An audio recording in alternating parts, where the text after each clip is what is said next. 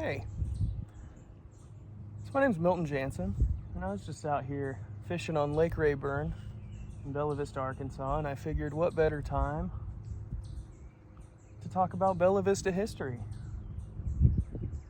So the reason why I wanted to talk about Bella Vista history, this place holds a lot of personal memories for me.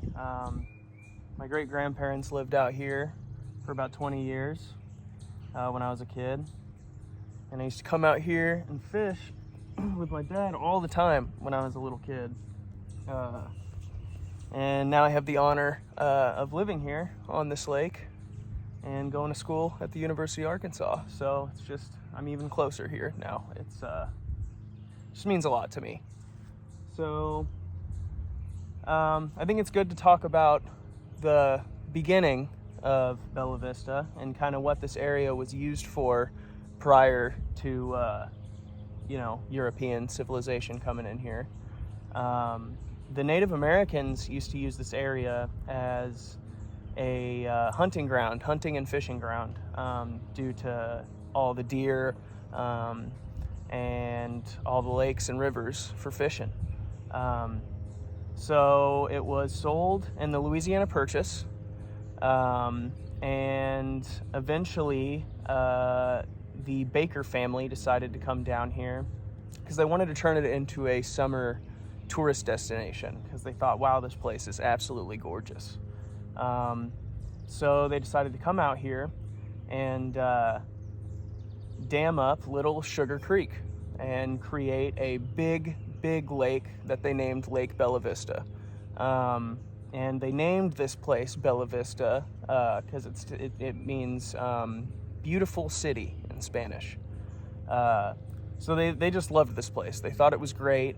They dammed up the lake, built a bunch of lots on the lake in order to try to bring more people out here. But they really struggled to sell those lots. They did not do a good job marketing it. So they ended up, just having to sell it to someone else. And that's when the Linebarger family comes in.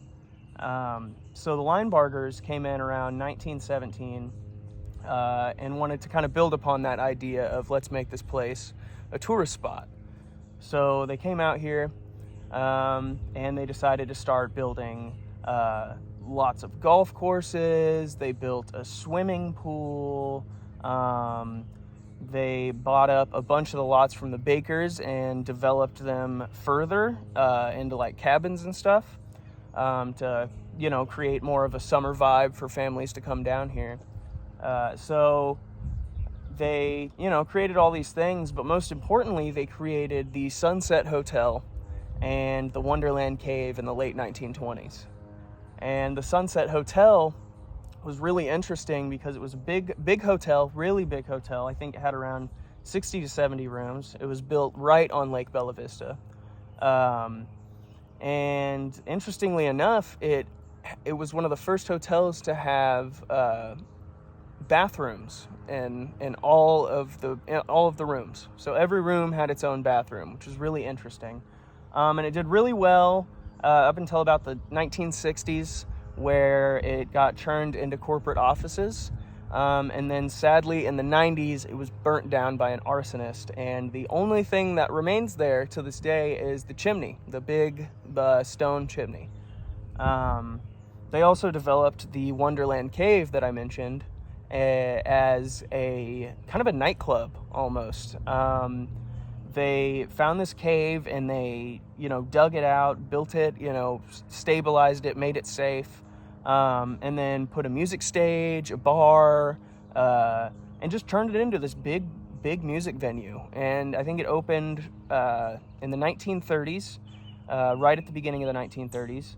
And a big African-American jazz band was the first people to ever play there. So that's just really cool. It was a big spot for students at the University of Arkansas, which is pretty cool. So yeah, it's just it both of those things just really furthered pushing tourism to this area, and it grew really well, but started to decline and didn't do very well. And that's when John Cooper came in around the 60s. And John Cooper decided to turn this place into less of a tourist destination and more of a just retirement community. Yeah, this was actually around the time that my great-grandparents moved here. Was around the time that he came and developed this place and turned it into just something great. And it just kind of grew from there. It just stayed as a place for the elderly. And in 2006, it was finally incorporated as an incorporated city. And the rest is just history, you know. From there, I came out here a lot, and it's kind of cool to see how this place has really grown and changed throughout my life. So this place is just really, really cool. One last little tidbit before I go, just because it's interesting. Lake Rayburn, the lake that I'm currently living and sitting on right now, was built by John Cooper. And he named this lake after an author named Ernest Rayburn, who was an author who wrote books about Ozark history and just the history of this kind of area. So it's really, really beautiful. And I don't know, it's just, I love this place. And I really hope you enjoyed listening to me talk about it. And I hope that you learned something cool. So, thank you.